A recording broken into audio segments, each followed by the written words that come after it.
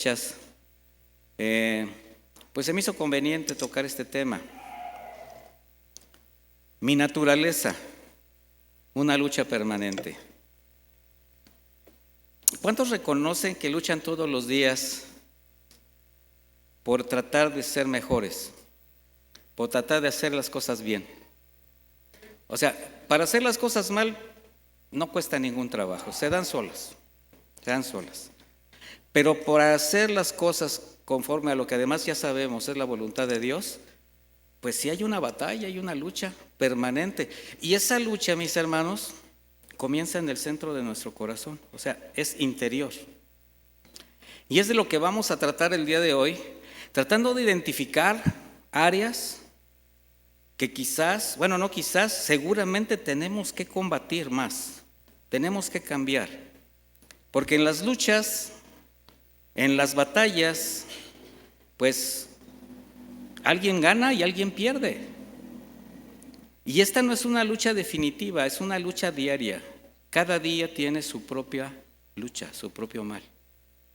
Así que acompáñame por favor al libro de Gálatas,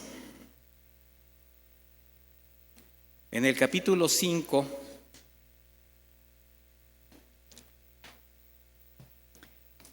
Y me voy a quitar los lentes.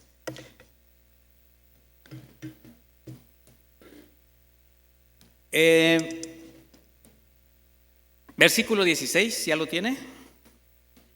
Dice, digo pues, anden según el Espíritu. Esta es la versión de Reina Valera contemporánea.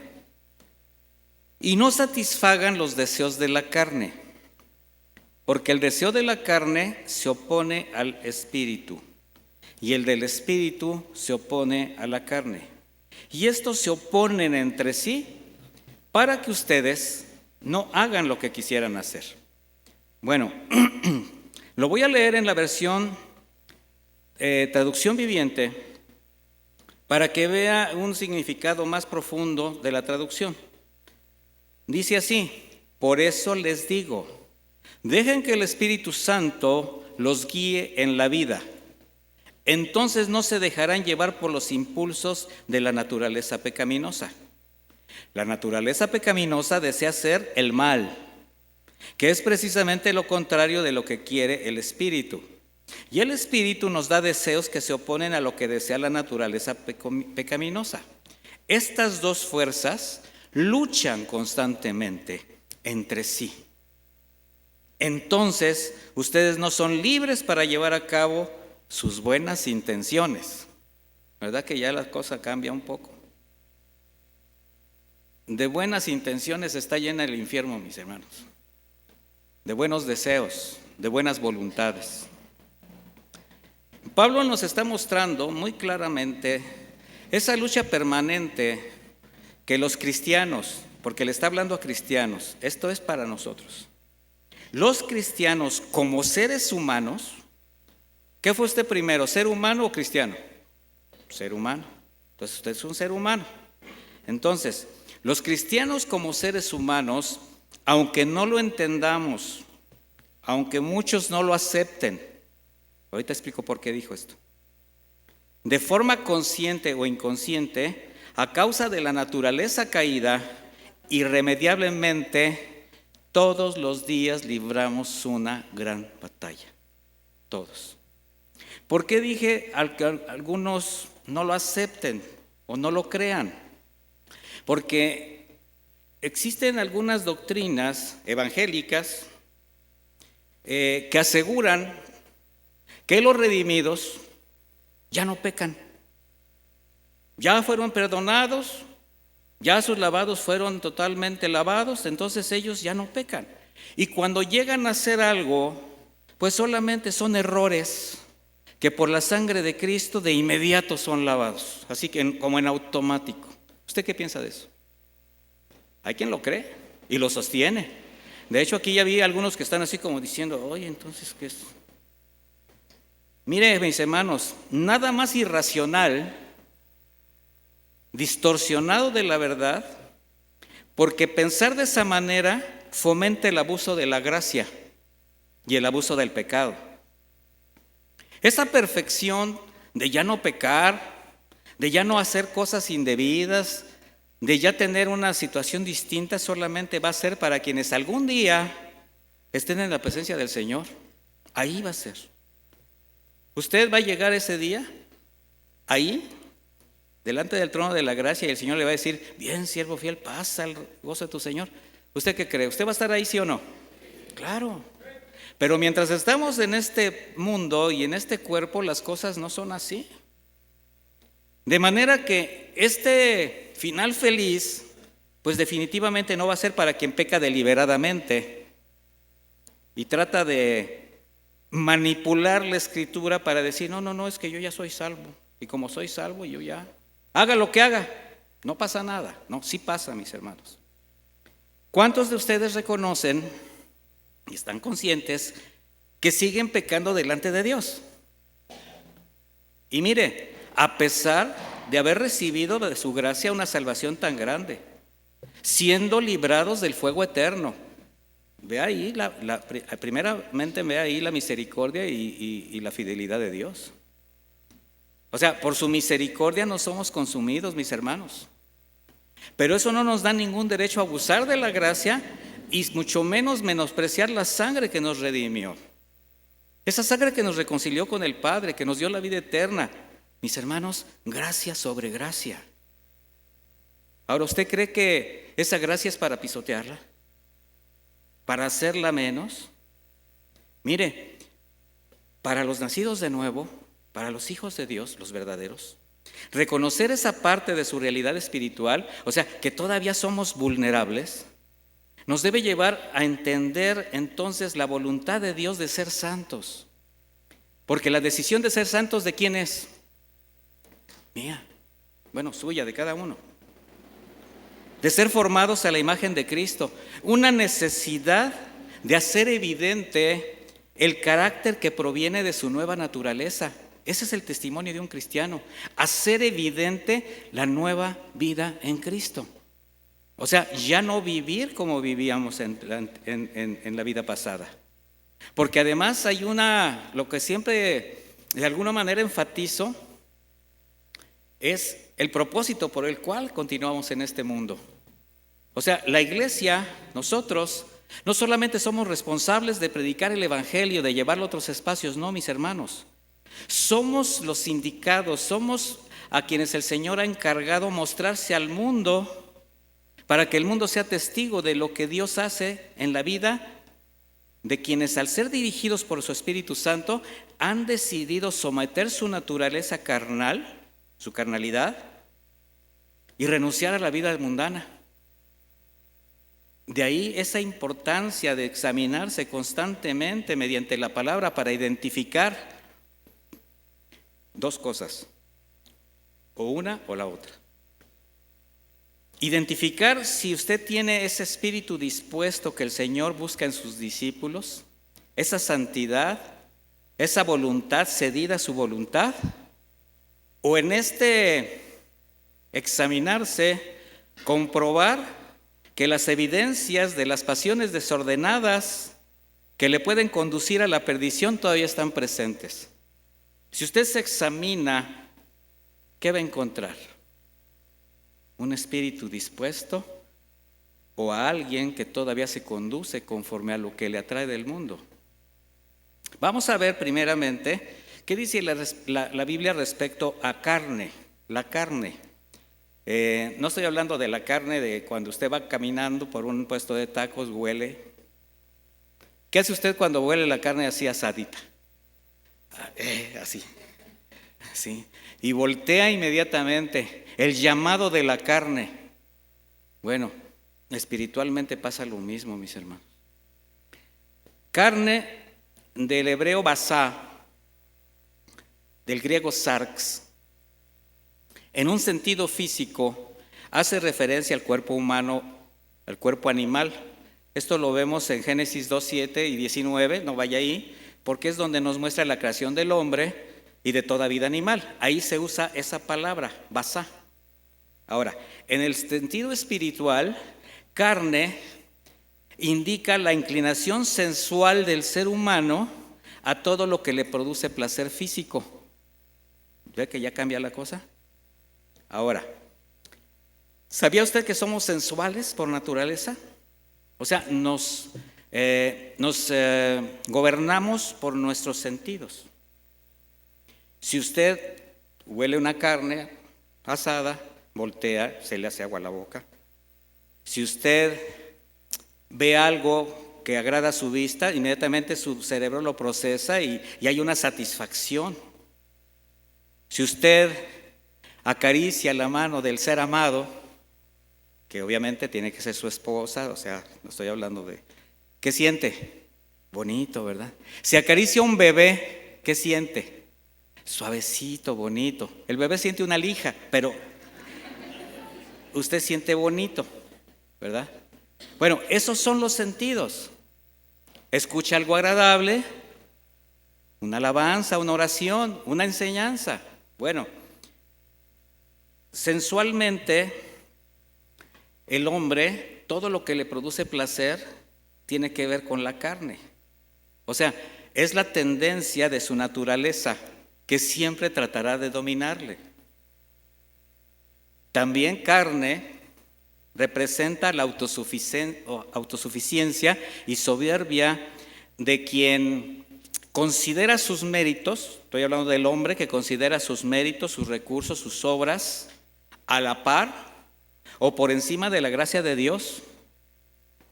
O sea, son de los que piensan que por sus obras van a ser salvos, van a ganar el corazón del Señor, le van a agradar, menospreciando la suficiencia de la salvación por medio de Jesús. No es que yo soy bueno, es que yo doy esto, yo hago aquello.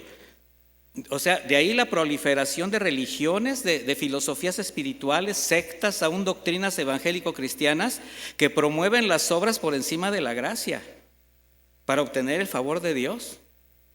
Sí, dije también iglesias evangélico-cristianas, donde le dan más importancia a lo que haces.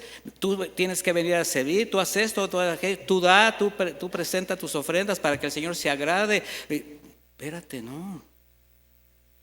Los deberes cristianos se cumplen, pero no son esa su función, no son así. En un sentido moral, la carne también identifica a quien al confiar en sí mismo justifica sus actos. Estoy hablando de cristianos.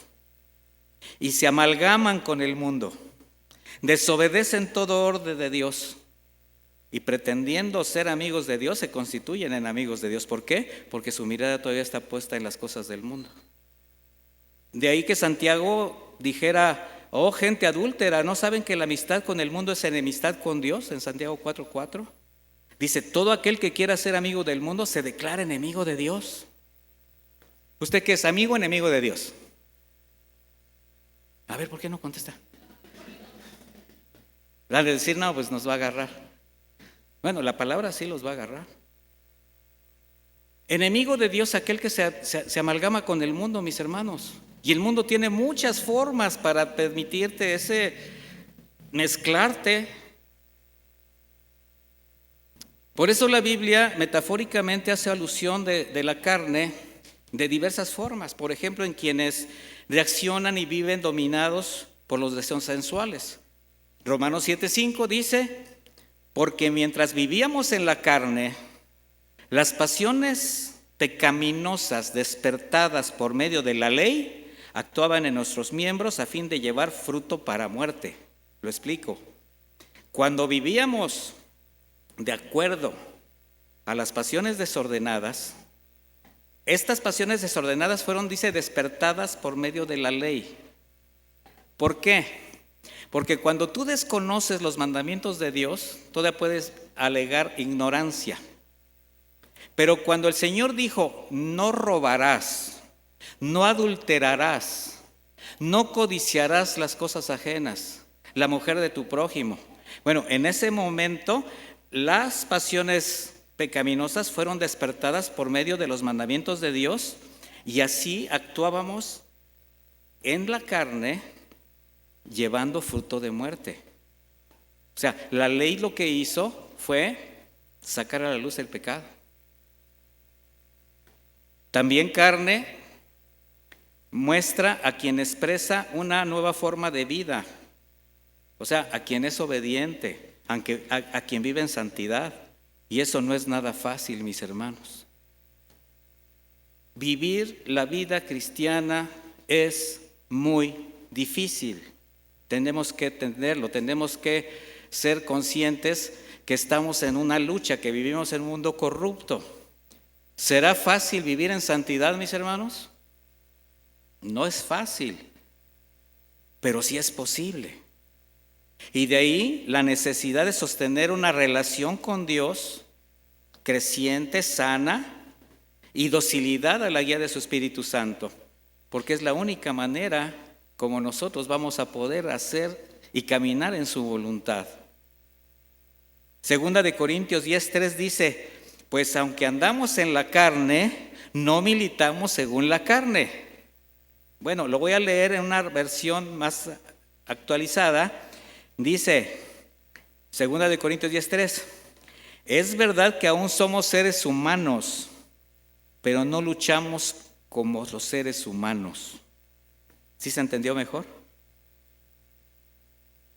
Por eso llegó a decir el apóstol Pablo: con Cristo estoy juntamente crucificado, y ya no vivo yo, mas vive ¿quién? Cristo en mí.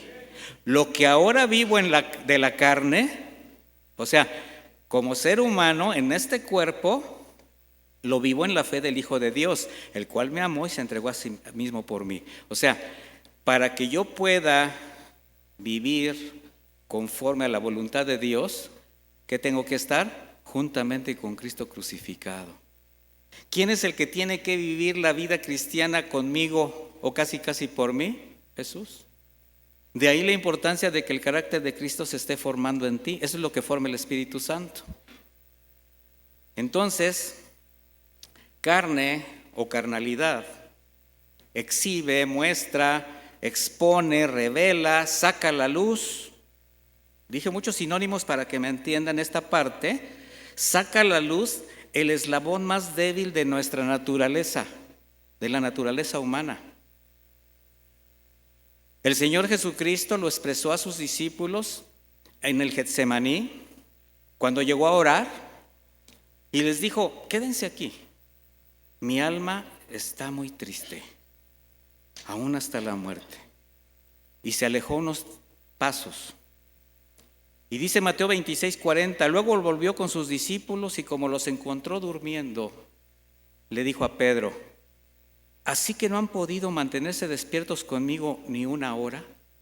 O sea, eso nos debe llamar la atención, ni una hora. O sea, no tuvieron la capacidad de estar orando conmigo un pequeño momento. Y les dice: manténganse despiertos y oren, alertas. Aquí ya les está hablando espiritualmente, para que no caigan en tentación. A decir la verdad, el espíritu está dispuesto, pero la carne es débil. Mire, este versículo último, en una versión de la versión Dios habla hoy, dice: manténganse despiertos y oren para que no caigan en tentación. Ustedes tienen buena voluntad, pero son débiles. O sea, el Señor sabe que somos débiles. El Señor sabe que tenemos buenas intenciones. El Señor sabe que queremos obedecer. El Señor sabe que sí queremos hacerlo, queremos hacer su voluntad. Pero somos ¿qué? Débiles.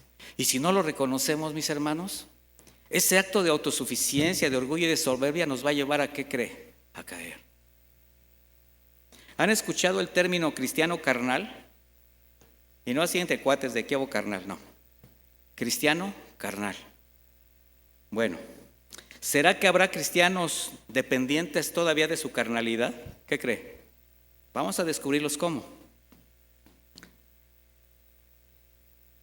Un cristiano carnal es aquel que, presumiendo madurez espiritual, solo porque cumple determinados deberes cristianos, solo porque ostenta conocimiento de la palabra, sin recato la manipula, justifica pecados y sigue buscando satisfacer su carne con los placeres que le ofrece el mundo.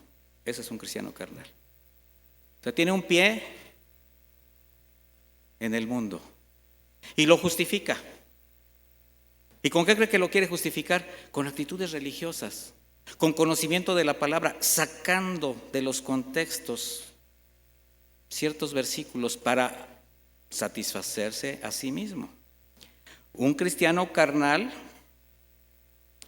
reacciona todavía visceralmente, es decir, se deja llevar fácilmente por sus emociones, por sus sentimientos. Por eso es violento, rencoroso, no perdonador. No, ustedes no. No empiece a hacerle así, voltear. No estoy diciendo que reconozca a nadie. Si quiere reconocer a alguien, póngase un espejo enfrente. Ahí está. Por eso a un cristiano carnal le es fácil recordar lo que debió quedar atrás. Pero todo. Lo que le fue mal y lo que le fue bien. Las ofensas, los pecados que todavía le condenan. Hay cristianos que todavía se condenan por pecados que ya el Señor ya le perdonó. Aquellos que dicen, no, pues yo sé que Dios ya me perdonó, pero yo no me puedo perdonar. Entonces tú eres más santo que Dios, eres más justo que Dios. Si Dios ya te perdonó, ¿estás perdonado o no? Entonces no te puedes seguir condenando. Hay quienes todavía siguen con la mirada, el corazón puesto en relaciones que les dañaron, que todavía ejercen en ellos una presión emocional, por eso los hace voltear. O lo más grave son aquellos cuyos anhelos de su corazón, un corazón carnal evidentemente, les hace voltear a todo el pasado, aunque sabe que las cosas le eran contrarias. Aunque sabe que viene de lugares donde era lastimado, que le llevaba a la perdición, pero todavía tiene la mirada puesta en ese lugar. Como el pueblo de Israel, Números 11:5. ¿Cómo extrañamos el pescado que comíamos en Egipto? Y los pepinos, los puerros, los melones, las cebollas y los ajos que nos regalaban. Por favor, ¿cuándo les regalaron algo a los israelitas en Egipto? Puro latigazo, muerte, humillación. Ya se habían olvidado que ellos clamaron a Dios por ser rescatados. Ya se habían olvidado que los sacó milagrosamente de Egipto. Pero ahora es lo que están extrañando. Pero ¿sabe qué es lo peor? Extrañar el pasado, pero lo peor el versículo 6. Y ahora andamos con la garganta reseca, pues no vemos más que este maná. Órale. Como dicen por ahí, tómala. O sea, están menospreciando la provisión de Dios. ¿Sabe qué representaba el maná? El pan de vida, el mismo Jesucristo. Y hay muchos que siguen diciendo, ¿nada más esto, Señor? Y tú te quedas pensando, pues ¿qué quieres? ¿Qué quieres? Solo recuerdos carnales, anhelos del alma que expresaban con el deseo de volver atrás. Su alma estaba ahí. No les importaba que el Dios mismo que los rescató de la esclavitud ahora los guiaba, ahora los proveía, los cuidaba, los guardaba, ¿no?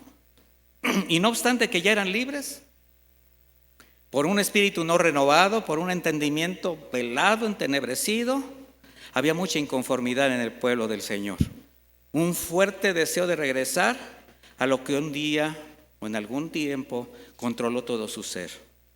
De igual manera, mis hermanos, en el cristiano carnal, las influencias del pasado, todo aquello, aunque le pudiera haber sido adverso, ¿verdad? No le permiten, su corazón carnal no le permite dejar de depender de aquello que llenó su corazón, que gobernó su vida. De ahí la importancia de la renovación del entendimiento cada día.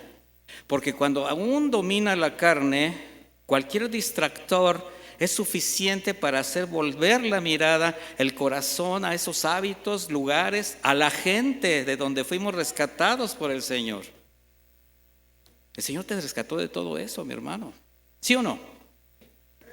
Romanos 8:5 dice, porque los que son de la carne piensan en las cosas de la carne, pero los que son del Espíritu, en las cosas del Espíritu. ¿Por qué? Porque el ocuparse de la carne es muerte, pero el ocuparse del Espíritu es vida y paz. Mis hermanos, el Señor siempre nos tiende la mano, nos da el consejo, nos guía, nos recuerda Y a nosotros solamente nos queda obedecer, entenderlo. De manera que la carne es la expresión de la corrupción de la naturaleza humana, con todas sus tendencias, con todas sus pasiones desordenadas. Es decir, estos cristianos carnales son aquellos que, diciéndose cristianos, viven alejados de Dios. ¿Por qué? Porque hacen lo que quieren. Sí, parece que caminan con Dios, pero se están engañando a sí mismos. Son aquellos que solamente al estar pensando en cómo satisfacer su carnalidad, su mente está conformada a lo que proviene de esa naturaleza, de un corazón que todavía está oscuro. El Señor dijo en Mateo 15:19, porque del corazón salen los malos pensamientos, los homicidios, los adulterios, las fornicaciones, los hurtos, los falsos testimonios, las blasfemias, una gran cantidad del pecado, la corrupción. Ay, mis hermanos, cuando yo escucho que alguien dice, déjate llevar por las intenciones de tu corazón, hoy te pones a temblar. Haz lo que tu corazón te dicte. Valiente juez, ¿verdad? ¿En quién estás depositando tu confianza? En una entidad, tu corazón es una entidad corrupta, perversa, engañosa, fraudulenta, y todavía el mundo dice, haz lo que tu corazón te dicte. Esos son los pensamientos del mundo. El Señor dice, lo que del corazón sale son puros pecados. Entonces, ocuparse de la carne es seguir llenando la mente con los argumentos que le convencen, o sea, a sí mismo se convence para seguir viviendo de acuerdo a sus pasiones desordenadas, o sea, se justifica. Ese es un cristiano carnal. Romanos 8:7, por cuanto los designios de la carne son enemistad contra Dios, porque no se sujetan a la ley de Dios, ni tampoco pueden. Ahí está el problema. Y los que viven según la carne no pueden agradar a Dios. Ahora, bajo esa condición, alguien que está en esa condición, pues no se sujeta al consejo de Dios. Y como dice la Escritura, no puede. Ahora, ¿por qué no puede? Pues porque su alma sigue prendada a los apetitos de su carne. Su espíritu no ha sido regenerado por el Espíritu de Dios. Por tanto, aunque quiera hacer lo que agrada a Dios, no puede. De ahí la delicada condición de quien está en esa situación. Y por eso escuchamos pretextos o comentarios o justificaciones como, es que no puedo dejar de fumar, no puedo dejar de tomar, no puedo dejar de ver de esta manera a las mujeres, a las personas, no puedo dejar de ver pornografía, no puedo dejar de fornicar, de hablar de esta manera. ¿No puedes? Sí. Si tu espíritu no ha sido regenerado, no puedes. Pero si eres un hijo de Dios, sí puedes, pero no quieres. No quieres negarte a ti mismo. No quieres entregar lo que el Señor te demanda día a día. No levante la mano, pero ¿a cuántos de ustedes el Señor les ha demandado algo? Un hábito, una costumbre, una forma de hablar, una forma de reaccionar, que cada vez que escuchan este tipo de enseñanzas, nada más bajan la cabeza, dicen sí es cierto, pero yo digo. Dios no puede ser burlado, mis hermanos, y no contenderá con el hombre siempre. Entonces, un cristiano carnal es quien, conociendo la palabra, aún siendo instruido en una sana enseñanza, no afirma sus convicciones. Y por eso también se deja influenciar por cualquier viento de doctrina. ¿Por qué? Porque está buscando los argumentos que le sean convenientes a sus intereses. Y empieza a hacer un collage, una amalgama de conocimientos por justificar su pecado. Y por lo mismo conserva las prácticas, los hábitos, las costumbres a las que ya debería haber renunciado, incluso formas de culto, corrientes religiosas a las que estuvo acostumbrado. Todos venimos de corrientes religiosas, espirituales, distintas a las que ahora nosotros profesamos. ¿Y sabe qué? Es muy importante que limpiemos nuestro corazón de todo aquello que aún espiritualmente nos llegó a afectar, nos llegó a desviar. Incluidas muchas doctrinas evangélico-cristianas que sabemos son distorsionadas por hombres que están, pues, ya lo explicamos mucho, ¿verdad? Que manipulan la palabra para sus propios intereses igualmente. A los Gálatas el apóstol Pablo les dijo: Gálatas insensatos. O sea, ellos habían sido instruidos en la sana doctrina. Y les dice: ¿quién los fascinó para no obedecer a la verdad?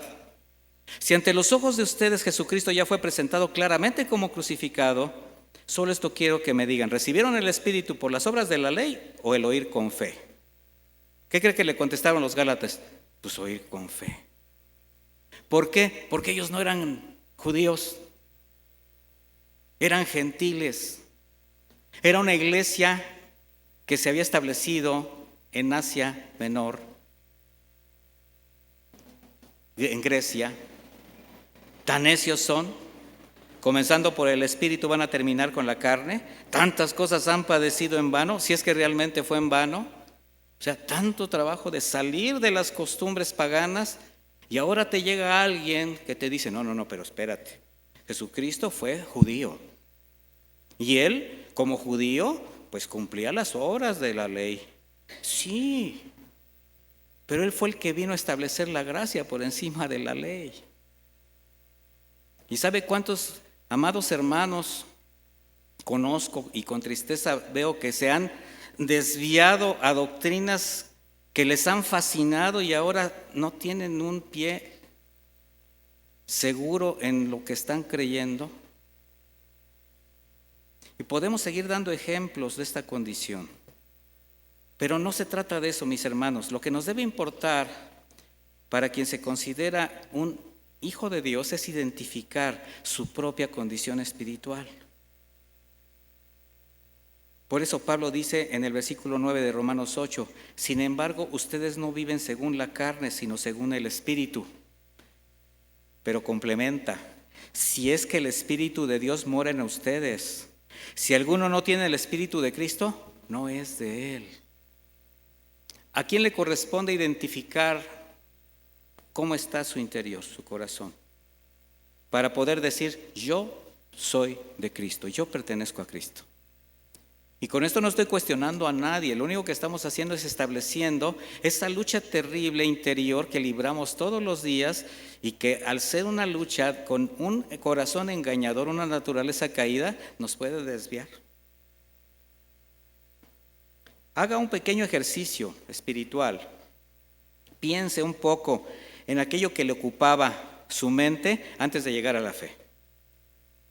Cómo invertía sus cosas, su vida, su tiempo, las compañías en las cuales usted andaba, cómo invertía sus recursos, cuáles eran sus planes, sus anhelos. Bueno, en ese ejercicio usted se puede dar cuenta y aún sorprenderse en cómo todavía ciertas cosas siguen ocupando un lugar en su corazón. Todavía se sigue usted engañando, todavía sigue sembrando para su carne. ¿Por qué? Porque todavía hay algo ahí que usted no ha entregado. De ahí la advertencia, Gálatas 6:7: no se engañen, Dios no puede ser burlado, pues todo lo que el hombre siembre, eso también va a segar. Porque el que siembra para su carne, de la carne segará ¿qué? Corrupción. Mas el que siembra para el Espíritu, del Espíritu segará vida eterna. Todos estos son consejos, mis hermanos. Son advertencias. Por eso la importancia, la necesidad de una renovación constante de la manera de pensar, de establecer realmente qué es lo que creemos, afirmar nuestras convicciones, para que todos esos argumentos que se van a ir presentando constantemente en contra de la voluntad de Dios sean erradicados, puedan ser rechazados de inmediato. Recuerde que la primera batalla siempre se va a dar en la mente, siempre, ahí va a llegar todo. Entonces, mis hermanos, con esto que acabamos de expresar, tratar de reducir la carnalidad o la naturaleza carnal a actos de inmoralidad sexual, como es lo que todos piensan: va a hablar de la carne, es inmoralidad sexual. No, mis hermanos, tratar de reducir todo a eso Además de ser falso, es peligroso, porque ya vimos que no solamente se trata de eso, se trata del carácter, se trata del ser interior, se trata de lo que pensamos, de lo que decidimos, se trata de nuestro diario vivir. Pero hay un sin embargo. Quienes son carnales y todavía están dominados por esa carnalidad, esa naturaleza, no lo van a reconocer. O sea, todo esto que yo estoy diciendo, las advertencias bíblicas, no las van a recibir. ¿Por qué? Porque son soberbios, son caprichosos, son arbitrarios. Están convencidos de sus propios argumentos, argumentos de una mente no renovada que solamente desea hacer su voluntad. No son dóciles al consejo de Dios. O sea, se sienten más sabios que Dios. Santiago 3:13 dice: ¿quién es sabio y entendido entre ustedes? Es una pregunta que le hace la iglesia. A ver, yo la voy a hacer para nosotros. ¿Quién es sabio y entendido entre nosotros? A ver, levante la mano. Levántela, es un hijo de Dios. No le saque. No le saquéis, dice el Señor, para que sea más bíblico. ¿Por qué le digo esto? Dice, ¿quién es sabio y entendido entre ustedes? Bueno, usted dice, bueno, ¿yo? Bueno, que demuestre por su buena conducta sus obras en la mansedumbre de la sabiduría. Así se manifiesta. ¿Con qué? Con buena conducta, con un buen proceder. Eso es sabio, porque está actuando bajo los preceptos del Señor. Versículo 14. Pero si en su corazón ustedes tienen celos amargos, contiendas, o sea, son peleoneros, dice, no se jacten ni mientan contra la verdad. Esa no es la sabiduría que desciende de lo alto, sino que es terrenal, animal y diabólica. O sea, no lo estoy diciendo yo, lo está diciendo la Biblia. Que luego digan, ay, nos dijo animales diabólicos. No. O sea, esa forma de sabiduría no viene de parte de Dios. Dice, porque donde hay celos y contiendas, ahí hay desorden y toda práctica perversa. Ahora, ¿qué de los verdaderos cristianos? Cuando sus convicciones, sus argumentos y sus acciones van de acuerdo al Espíritu de Dios. Versículo 17, el mismo de Santiago 3.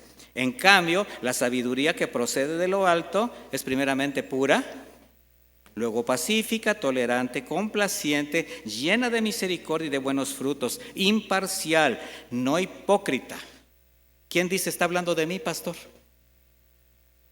Tendría que ser así. 18. Y el fruto de justicia se siembra en paz para aquellos que hacen la paz. Entonces, ahí está el contraste entre el que actúa conforme a la sabiduría del mundo, conforme a la sabiduría del Señor. Ahora, ¿cuál es la razón de todas estas situaciones? Pues lo que leímos al principio, porque el deseo de la carne se opone al espíritu.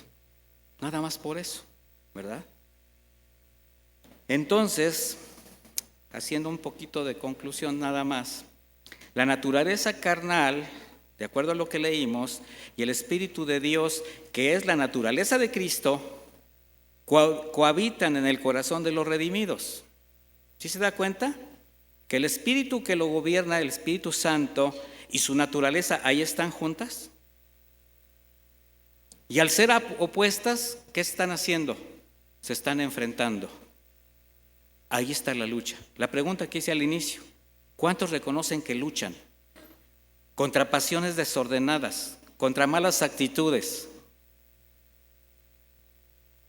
Por eso cuando la carne se fortalece, al ejercer su poder sobre el espíritu personal, sobre el alma, los sentimientos, las emociones, los sentidos, ¿a qué lo llevan? A la búsqueda de la satisfacción de su sensualidad. A sacarse, en otras palabras, a salirse con la suya, a hacer su propia voluntad. Esa búsqueda de placer, mi hermano, es tan engañosa, y eso es lo que el mundo ofrece: placer momentáneo, efímero, pasajero, perecedero, breve, pero con graves consecuencias que trascienden en lo eterno.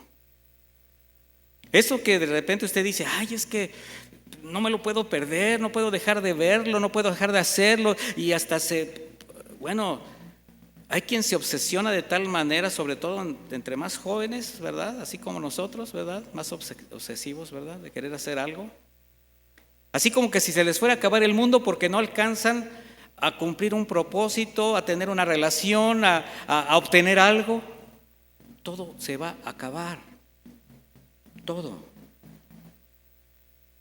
Pero cuando el espíritu está dispuesto, fortalecido por la comunión con Dios, como dijo el Señor Jesucristo, alertas, oren, el conocimiento de su palabra, bueno, su fuerza, su alma, su corazón serán dirigidos a honrar a Dios.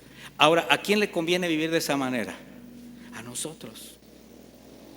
Por eso el consejo de Pablo de andar según el Espíritu, lo que leímos al principio. La palabra andar la hemos estudiado en otras ocasiones, es la palabra griega peripateo, y esta se traduce como caminar alrededor y entre. En este caso se trata de conducirse como corresponde a la nueva naturaleza en Cristo, la vida en Cristo, en todas las actividades del creyente, porque andas dentro y alrededor de tu propia vida, así vas a andar.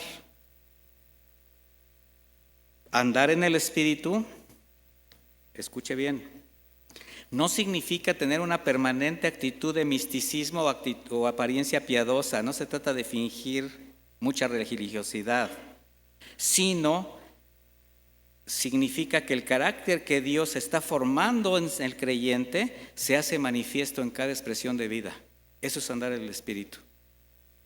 No es así como andar así como casi echando plumas, volando, ¿verdad? Sí, porque hay creyentes que con una Biblia de 3 kilos y con actitud piadosa, pues todo el mundo les quiere que le crean, pero con su testimonio se acaba todo. ¿Qué dice Colosenses 2:6? Acompáñame.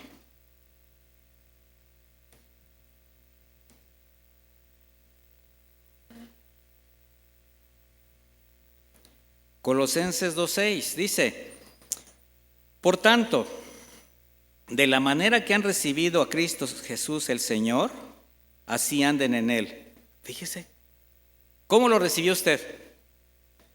Bueno, así como lo recibió. Usted dice que lo recibió, ¿no? Que es hijo de Dios, que es un redimido. Bueno, así ande en Él, así como lo recibió. Dice, firmemente arraigados y sobreedificados en Él, y confirmados por la fe, así como han sido enseñados, abundando en acciones de gracias. ¿Qué es lo contrario a esto? La condición de los que no han sido regenerados. Vaya conmigo ahora a Efesios 4:17, por favor.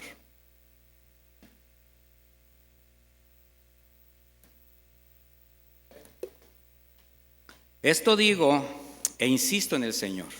Efesios 4:17. Esto digo e insisto en el Señor, que no se conduzcan más como se conducen los gentiles, en la vanidad de sus mentes, teniendo el entendimiento entenebrecido, alejados de la vida de Dios por la ignorancia que hay en ellos debido a la naturaleza de su corazón, donde una vez perdida toda sensibilidad se entregaron a la sensualidad para cometer ávidamente toda clase de impurezas. ¿Sabe qué retrata esto? Nuestra vida pasada. O sea, nos retrata cada uno de nosotros antes de llegar a Cristo. Por eso Él dice, no se conduzcan más como gentiles, porque ya no son gentiles. Pero dice en el versículo 20, pero ustedes no han aprendido hacia Cristo, si en verdad le han oído y han sido enseñados en Él, así como la verdad que está en Jesús. Yo estoy consciente, convencido, que aquí se les enseña la doctrina de Cristo. Y ustedes están convencidos de haber sido enseñados en Él. Y si ustedes han sido enseñados en Él, entonces no tienen un pretexto, una motivación, una causa para justificar vivir como gentiles. ¿Sí lo cree? Sí. Entonces la exhortación de Pablo es a no continuar comportándose como antes, como gentiles, entiéndase, como el abandono de las pasadas formas de vida para adoptar las que ahora van de acuerdo a su nueva naturaleza. Eso es todo. El viejo hombre fue sepultado, el nuevo hombre, usted se ha investido de Cristo, ahora es el carácter que usted va a manifestar. Y esa es la mayor evidencia de quien ha muerto a la vieja naturaleza, de quien ha nacido de nuevo, de quien ahora es guiado por el Espíritu Santo. Es la comprensión de que reconoce el riesgo de continuar bajo la influencia de la carne y del pecado. Se guarda, se santifica. Por tanto, evita caminar conforme a lo que demanda su carne, conforme a las influencias del mundo. Y lo que busca ahora es hacer la voluntad del Señor. Eso no solamente le permite santificar su vida, también impacta su entorno con su nueva vida en Cristo. Y de eso se trata, comenzando por nuestra familia. Y continúa diciendo, y no satisfagan los deseos de la carne. La palabra usada para satisfacer en este contexto fue teleos, y la traducción de teleos es llenar, consumar, guardar, deleitarse, gustar en cuanto a lo que complace la carne. El mundo siempre intentará seducir el corazón, llenándolo con su corrupción, con su maldad, con todo lo que ofrece. Sí, las modas, la música, los artistas, los deportistas. Podemos destacar gente valiosa, moralmente hablando, digna de ser imitada en cuanto a alguien que es un buen deportista, alguien que es honrado, pero de lo que tenemos que hablar es de llevar todo esto a la presencia del Señor. ¿Por qué? Porque moralmente podemos imitar algo que se ve bien, pero espiritualmente no nos conviene. Entonces el mundo, de alguna manera, siempre te va a tratar de engañar con algo que se ve bien, pero que finalmente te va a perder. Ahora, ¿cómo se llena un corazón de lo que ofrece el mundo cuando el corazón está vacío? Para evitar que el corazón sea invadido por el espíritu del mundo, entonces ¿de qué tiene que ser lleno? Del Espíritu de Dios. Y solo Jesús lo puede hacer por medio de su obra de redención en la cruz. Si usted desea que algo que usted guarda herméticamente en un frasco no se contamine, o que ya no llegue nada que lo pueda ahí, ¿qué hace? Lo llena perfectamente de lo que sí quiere, lo cierra, y en ese momento usted está convencido de lo que está en ese frasco. Así tiene que ser su corazón. Entonces la única manera de evitar ser seducido y satisfacer esas pasiones corruptas, medio pervertidas o muy pervertidas que surgen del corazón, esos deseos de la carne que luchan contra el espíritu, va a ser llenándolo de Cristo. Nuestro Señor Jesucristo, a través de una parábola, nos enseña este principio. En Mateo 12:43, yo se lo voy a leer, dice: cuando el espíritu inmundo ha salido del hombre, anda por lugares secos buscando reposo y no lo encuentra. Entonces dice: volveré a mi casa de donde salí. Cuando regresa la halla desocupada, barrida y adornada. Entonces va y trae consigo otros 7 espíritus peores que él, y después de entrar habitan ahí. El estado final de aquel hombre llega a ser peor que el primero. Así sucederá también a esta perversa generación. ¿Se tratará entonces solamente de que el Señor limpie el corazón? ¿O se tratará de que ese corazón se conserve con todos los recursos que Dios nos da para que esté lleno de Él mismo? ¿A quién le corresponde que ese corazón no esté vacío? A nosotros, mis hermanos. O sea, el espíritu y la carne se excluyen mutuamente. Y nosotros no tenemos la promesa de Dios de ser invulnerables a las tentaciones, de no tener deseos pecaminosos. Eso no lo promete el Señor. Pero sí tenemos los recursos para lograrlo. Por tanto, se requiere que el Espíritu de Dios gobierne, pero completamente el corazón. Usted deje algo ahí, una raíz, la que sea, a su debido tiempo esa raíz va a crecer y va a dar un fruto. Debido a la naturaleza humana, mis hermanos, jamás vamos a poder discernir completamente para negarnos a las tentaciones. Y ese es el mayor riesgo espiritual al que somos sometidos día a día. De ahí la importancia de vivir conforme o andar conforme al Espíritu de Dios. La palabra andar también indica una acción progresiva en la vida. Andar. Quiere decir que en la medida que el creyente se somete al control del Espíritu de Dios, en obediencia a sus mandamientos, en apartarse del mundo, ¿qué cree que va a suceder en este caminar? Madura su fe, afirma sus convicciones y crece en su vida espiritual. ¿Por qué? Porque está usted caminando con Dios. Y nosotros somos llamados a salir del mundo. Y la Biblia nos muestra muchos pasajes respecto a esta necesidad de estar apartados de donde el Señor nos sacó. Uno de los ejemplos más claros es la salida de Egipto del pueblo de Israel. En el Éxodo vimos cómo el Señor salvó a su pueblo usando como figura de Cristo un cordero que fue inmolado. Con su sangre sobre dinteles y postes los protegió del ángel de la muerte. Luego debieron comer el cordero asado apresuradamente, ceñidas sus espaldas, calzados los pies, bastón en mano, listos para salir. Nada indicaba que pensaban quedarse ahí. Ellos no querían quedarse ahí. Estaban felices de salir de la esclavitud. Egipto representa al mundo, mis hermanos. Comer el cordero representa fortalecerse para el camino. El bastón en la mano, el calzado para viajar, nos habla de salir, de caminar. Para nosotros igualmente, desde el día que el Señor Jesucristo nos salvó, nos redimió, comimos de Él, fuimos liberados de la esclavitud del pecado. Y al no pertenecer más al mundo, entramos en una lucha permanente contra los deseos de nuestra carne. El relato de la salida de Egipto nos muestra lo difícil que fue para el pueblo salir.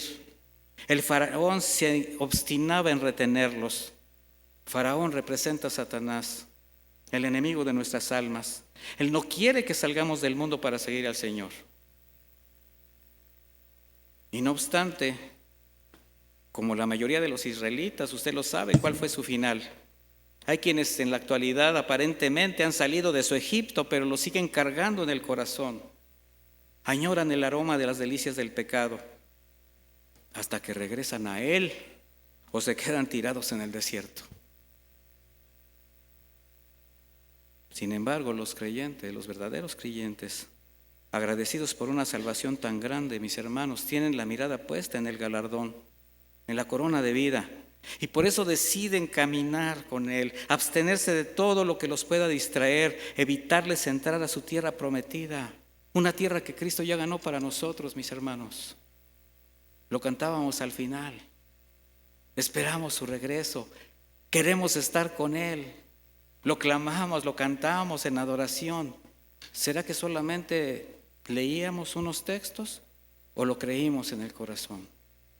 Es nuestro anhelo llegar a estar con Él. En 1 Corintios 9:24, y esto surge a raíz de que, pues ya ve que acabamos de terminar las Olimpiadas. Terminaron las Olimpiadas. Dice 1 Corintios 9:24, ¿no saben que los que corren en el estadio, todos a la verdad corren, pero solamente uno se lleva el premio? Estaba yo leyendo esto, estaba yo viendo unas carreritas. A mí me encantan las carreras de las rápidas, ¿cómo se llaman? Bueno, las rápidas, las de 100 metros, 200 metros, las que se pasan la estafeta y van bien rápido. Pero lo que más me llama la atención es que cuando llega el que gana la medalla de oro, siempre hacen una semblanza de él. Y ganó fulano de tal. Y pues ya se tienen ahí su biografía, ¿no? Y Y no, pues que él creció en un lugar muy humilde y que vendía chicles y que se esforzó no. Y tú dices, wow, ¿no? Todo lo que tuvo que hacer para llegar a esto. Todo lo que tuvo que hacer. Y dice, solamente uno se lleva el premio. Y dice Pablo, corran de tal manera que lo obtengan. Todo aquel que lucha, haciendo referencia a esos deportistas, de todo se abstiene. En esas referencias de la vida de los deportistas dicen de todo lo que se tienen que abstener. Se olvidan de sí mismos, se niegan a todo por ganar una medalla. Comida, vida física, moral, vida sentimental, esfuerzo, desvelo. Ellos a la verdad para recibir una corona incorruptible, pero nosotros una incorruptible. Y nosotros no nos queremos negar a nada. ¿Será que estamos esperando estar con el Señor realmente? ¿Corremos para ganar ese galardón? ¿O estamos jugando a ser religiosos? Para concluir, ¿cómo identificar de qué y de quién y de qué te debes apartar? De todo lo que apague tu vida espiritual, de todo lo que obstaculice tu caminar en la fe, de lo que dificulte tu relación con Dios, de todo lo que debilite tu carne, que estorbe tu celo por el Señor, que no lo honre, porque todo eso necesariamente vendrá del mundo y tiene que ser hecho de lado. ¿Cómo saber lo que sí habrás de decidir? Ve conmigo a Filipenses 4, versículo 8.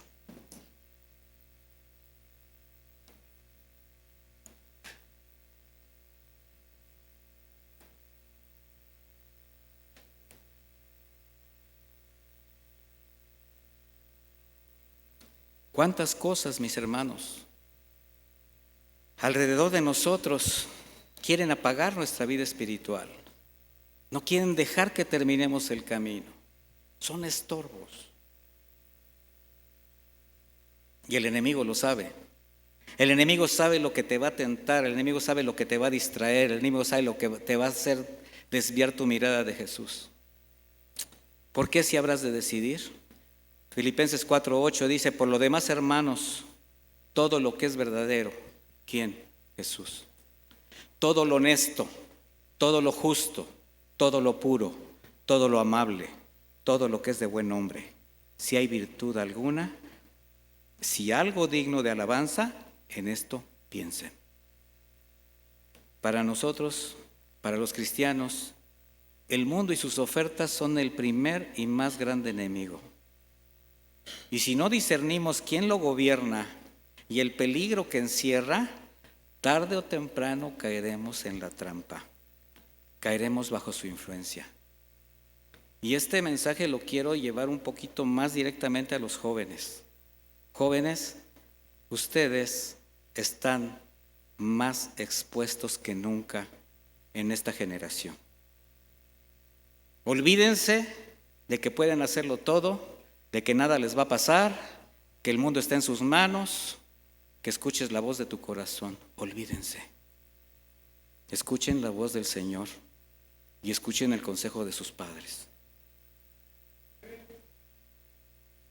Mire, si entendemos que si bien la redención por la sangre de Cristo nos libra de la condenación eterna y nos asegura un lugar en los cielos, también tenemos que entender que nuestra salvación, ganada por Cristo, no nos asegura la decisión de apartarnos del mundo. No asegura nuestra decisión de renunciar a los deseos de nuestra naturaleza carnal, porque la negación de esos apetitos es una determinación ¿qué? Personal. El Señor hizo su parte, la más difícil, la imposible. A nosotros nos deja solamente caminar tras sus huellas. Tener claras estas convicciones, mis hermanos, y que sostenemos una lucha permanente con nuestra naturaleza, nos evitará muchas caídas y nos permitirá escapar de los lazos de muerte que el enemigo nos va a tender constantemente para hacernos caer, para distraernos. Y esto nos va a llevar a vivir solo esperando el momento de reunirnos con nuestro Señor, sea que nos llame, sea que venga por nosotros. Y la iglesia dice: mi naturaleza, una lucha permanente. Acompáñeme a hacer una oración, por favor.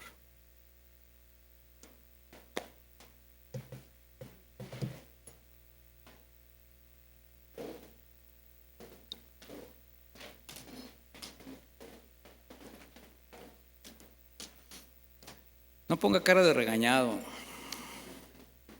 Solamente escuchó un consejo o varios consejos.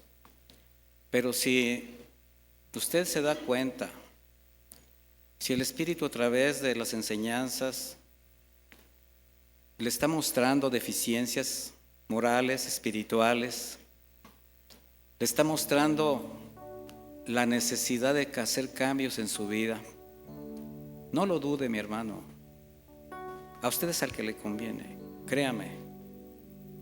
Mire, el Señor no quiere que nadie se pierda, eso es una promesa. Y nos da todos los recursos, nos dio a Jesús, nos dio la salvación, nos dio su Espíritu Santo, nos dio su palabra. ¿Por qué será tan difícil?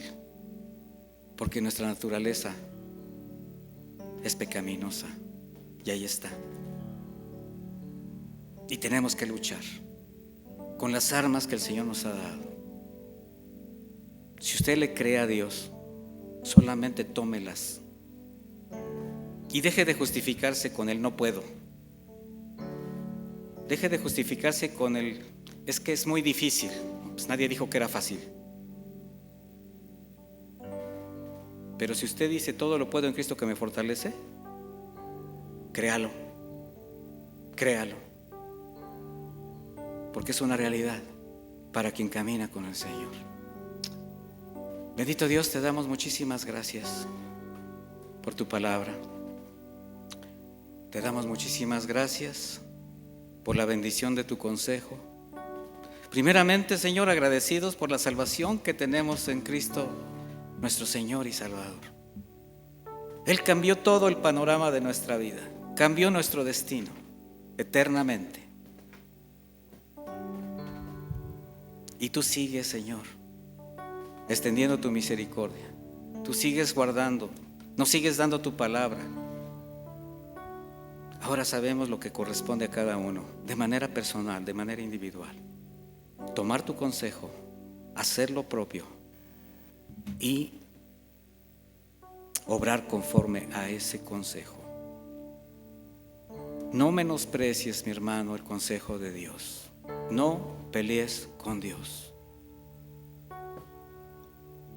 Gracias te damos, Señor, por este momento donde permites la reflexión a cada uno de mis hermanos de la condición, de la situación que están viviendo en este momento, de aquello que les está haciendo dudar, de aquello que les está distrayendo, de aquello que les está causando un desequilibrio espiritual, que les está alejando de ti, Señor. Y fortalece su corazón. Dale convicción a mis hermanos, a mis hermanas, a cada joven, a cada señorita, a cada varón, a cada mujer, a cada anciano, a cada esposo, a cada esposa. Te necesitamos, Señor. Te necesitamos. Muchísimas gracias. En el nombre de Jesús. Amén.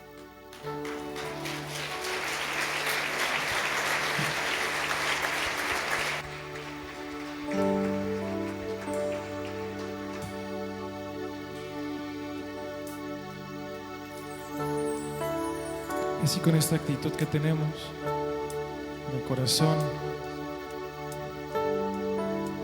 vamos a decirle a nuestro Dios que queremos estar listos, porque Él va a regresar un día con gran gloria y poder. Y queremos que encuentre una novia lista, preparada, diligente. Escuchando el consejo de Dios es como nos vamos a preparar.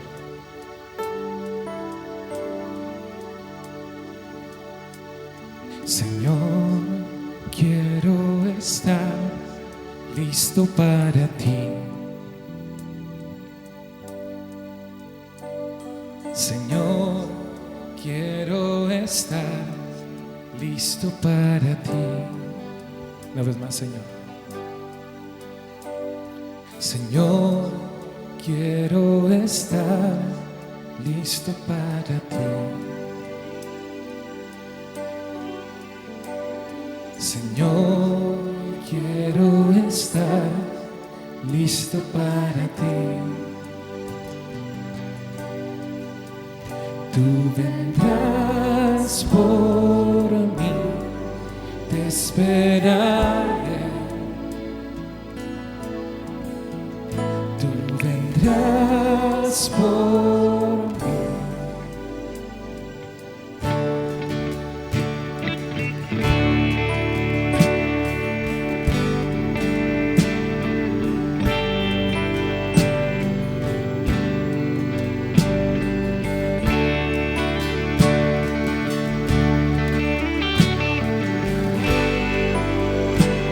Vamos a cantarlo una vez más.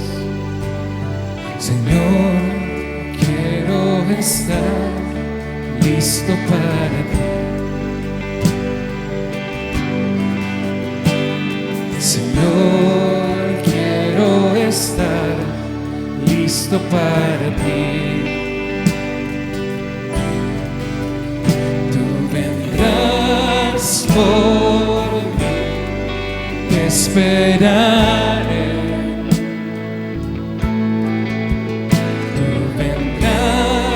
Por mí. Ven, Señor, límpiame, una novia pura yo quiero ser. Santifícame, transfórmame, Señor. Ven, Señor, límpiame, una novia pura yo quiero ser. Santifícame, transfórmame, viviendo santidad, esperaré, esperaré.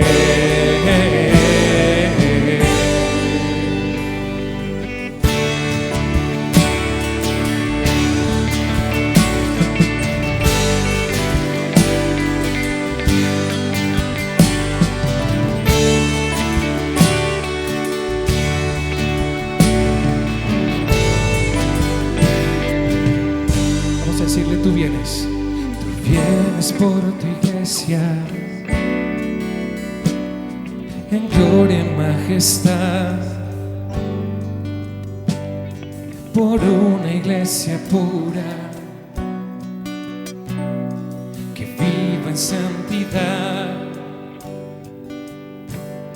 Tú vienes por tu iglesia en gloria y majestad, por una iglesia pura que vive en santidad. Ven, Señor, límpiame,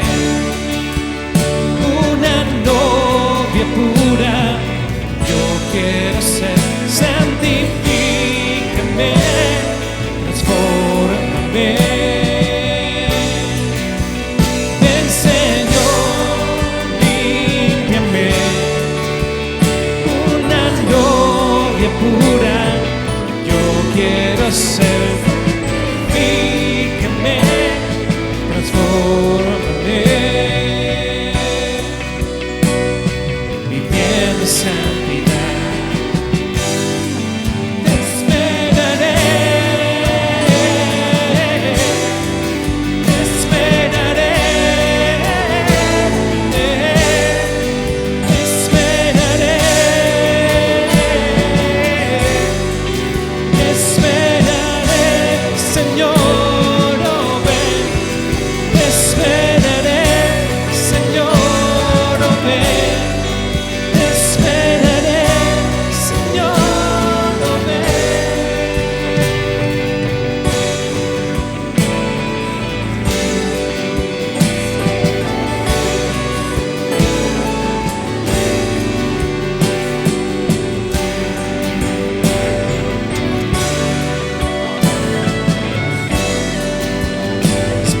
a ti, Señor.